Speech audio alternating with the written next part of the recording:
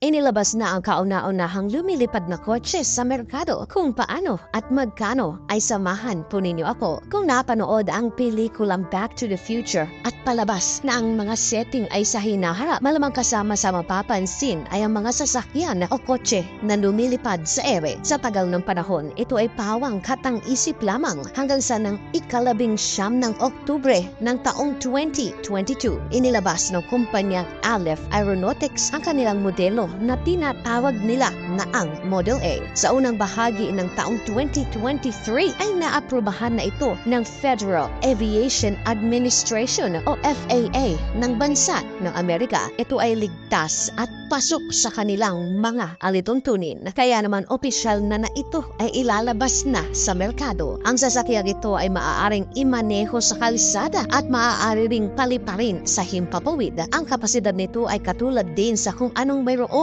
ang mga normal natin na sasakyan sa ngayon. Lahat ng mayroon ang auto mo ngayon ay mayroon din ang Model A. May naitalang bilis ito sa paglipad ng mula sa 170 km per hour hanggang sa 321 kilometro bawat oras. Kaya nito na magsakay na 2 tao. May kakayahan din ito na mag-take off at lumanding ng mabilisan at ligtas. Ito ay sa oras na marating na ang destinasyon ay maaari ding mag-park sa normal na parkingan sa lugar na inyong pinuntahan. Ayon sa FAA na binigyan nila ng clearance na ligtas ang sasakyan, na kaya naman mga katinagalog ko, mabibili na sa merkado ang modelong ito pagtungtong ng 2024. Kung napapaisip kung magkano naman ang halaga ng ganitong uri ng sasakyan, ayon sa kumpanya na ito ay ibebenta at mabibili sa halaga na 300,000 dolyar o 16.5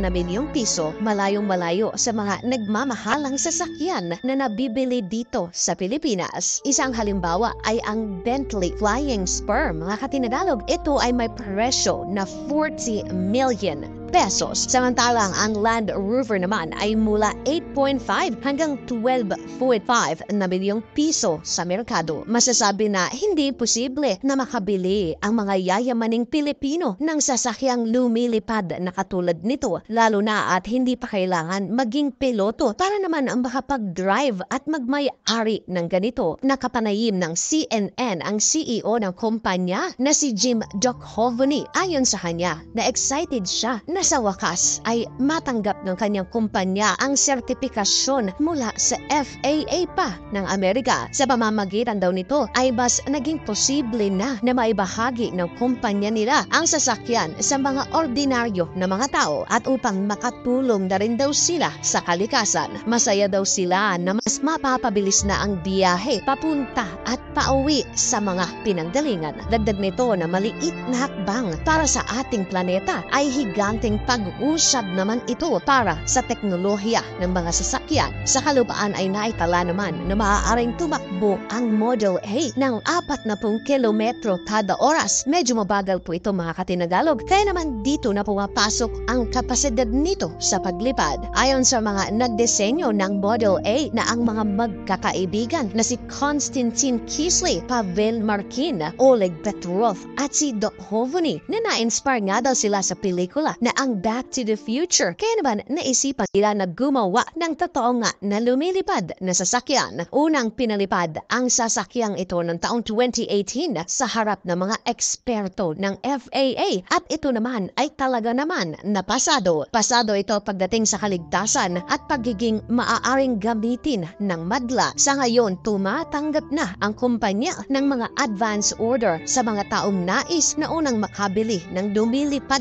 nga na kotse. Mga tinagalog ko, kung bibigyan ka ba ng tsansa na magmay-ari nito at tamang salapi, ibibili mo ba ang 16 million pesos mo ng lumilipad na sasakyan? Isulat po ang inyong sagot sa comment section sa ilalim upang sama-sama naman po na ito ay ating basahin. Mga katinagalog ko, maraming salamat po sa pagsama ninyo sa segment natin sa araw na ito.